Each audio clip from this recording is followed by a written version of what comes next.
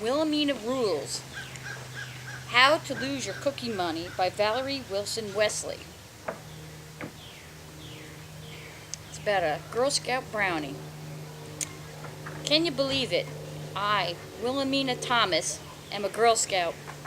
But in a few days, I may have to turn in my uniform, my badges, my cute little hat, my cookie patch, and the green socks. If you think that sounds like I'm in trouble, once again, you're right.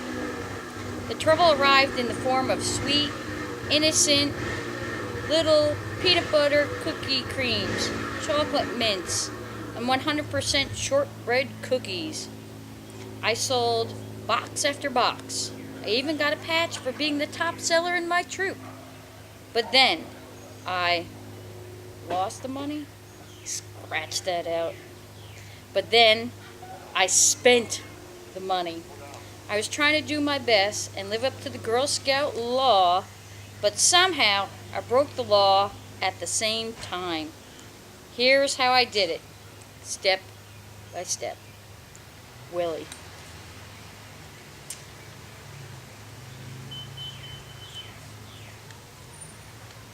Step 1. Agree to sell the cookies.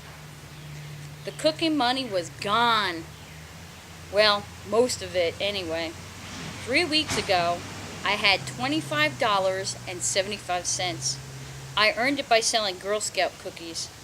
I kept the cookie money in the purple tin where I kept my birthday money. But dollar by dollar, quarter by quarter, dime by dime, I spent 20 whole dollars of it. And not one dime of it belonged to me. Now, there was only $5.75 left. I, Willimena Thomas, was in trouble. Big trouble.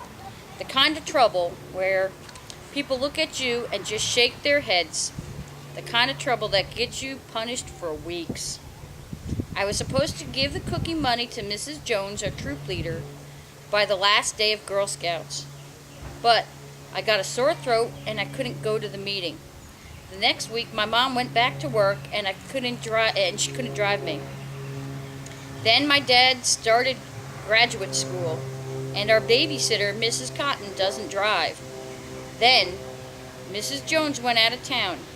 Then our troop stopped meeting for the summer. Yesterday, Mrs. Jones called my mom and told her to bring the money to her house next Monday. That's a week from today. I don't know what I'm going to do.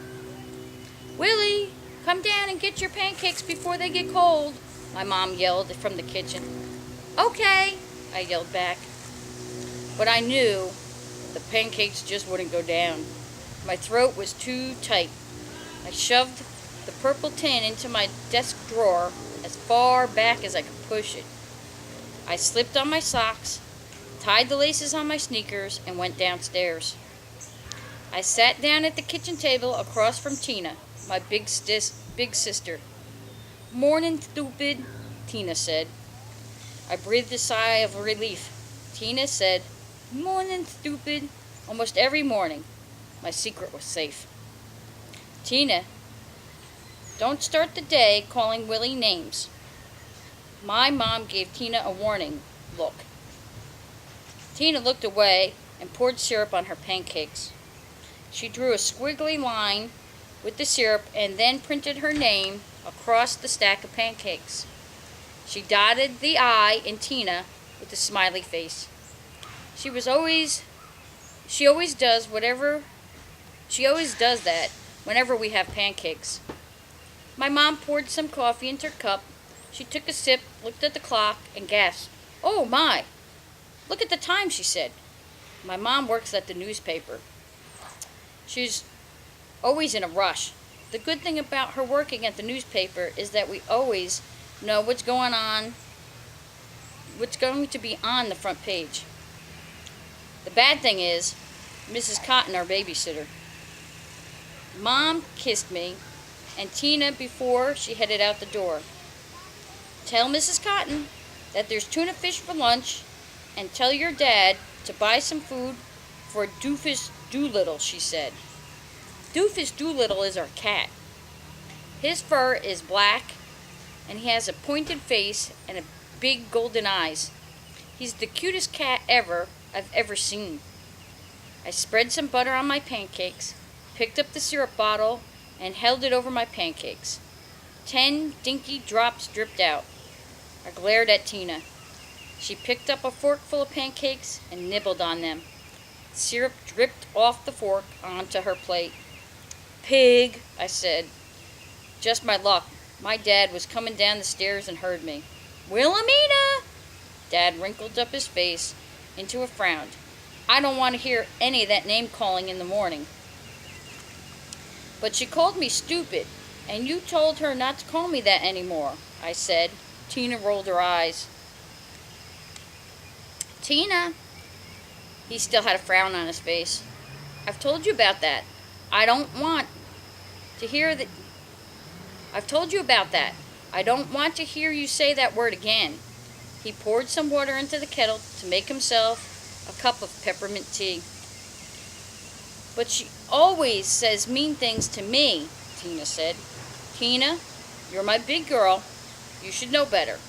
It's up to you to set a good example," my dad said. "But that's not fair. She always gets away with everything just because she's younger than me." Tina banged her fork down on the plate with a frown. "No, I don't." "Yes, you do. You too." Dad shook his head. "I want both of you to stop right now." Doofus Doolittle came over and rubbed against my dad's leg, and he bent down to pat him. "Good morning, Mr. D," he said to our cat. "Mom said not to forget to buy Doofus some food. He's almost out," Tina said. There's the picture of the sisters fighting. "Thanks for reminding me, big girl," my dad said. Soon there will be a knock at our kitchen door, and my dad answered it. Tina rolled her eyes, and I poked out my mouth. We knew who it was. It was Mrs. Cotton. The one thing Tina and I agreed on is that this is on Mrs. Cotton. The one thing Tina and I agreed on is Mrs. Cotton. "Good morning, Mrs. Cotton," my dad said. "Good morning, Mr. Thomas and Mrs. Thomases," Mrs. Cotton said. Every morning she says the same thing.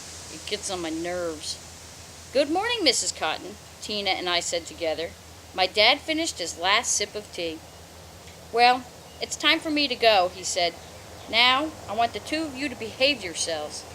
"We will," we both said. But then I remembered there was no syrup left. "Dad, can you get some syrup off the shelf before you leave?" It was on the top shelf of the pantry, and I knew that Mrs. Cotton wouldn't climb up on the stool to get it. "Sure, sugar," my dad said. He moved around some cans and jars and put some on the counter. He stood on his toes and felt the back of the shelf with his hand. He shook his head. "I don't think we have any more, Willie. I guess you'll have to have honey," he said. He took down the jar of honey with a smiling bee on the label and put it on the table in front of me. "I don't like honey on pancakes. They don't taste the same." I threw Tina a mean look. "You hogged all the syrup," I said. "Early bird gets the worm," said Tina. She took another bite of her pancakes. "But that's unfair," I wailed. "You could be so mean, Tina. I'm going to get you back for this," I said. I felt like I was going to cry. "I'm going to get you back for this," Tina said. She was imitating me. The only thing that makes me madder than that was when Tina calls me a crybaby and she imitates me. "No more, girls. Stop that right now," my dad said. This time, we knew he meant it. "Tisk, tisk, tisk," Mrs. Cotton said, and shook her fingers at us. "Little Thomases, you must act like nice little ladies. You must behave." I spread some honey on my pancakes. It was so thick it tore a hole through the top pancake. I took a bite. I gave Tina the hardest kick I could under the table. I knew it was a terrible thing to do, but I did it anyway. "Ouch!" Tina screamed. "Gotcha back," I whispered.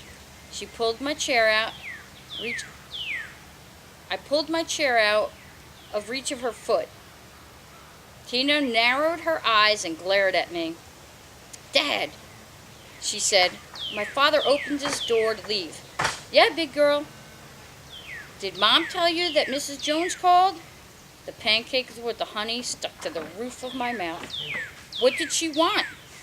"She wants you or Mom to bring over Willie's cookie money next Monday. All $25.75 of it." I took a big gulp of orange juice. "Then one of us will take it to her," my dad said. "All $25.75? Tina asked. "Sure." "Is that how much you earned, Willie?" I couldn't say anything. I couldn't even look my dad in the eye. I left. I felt worse than I ever had felt in my life.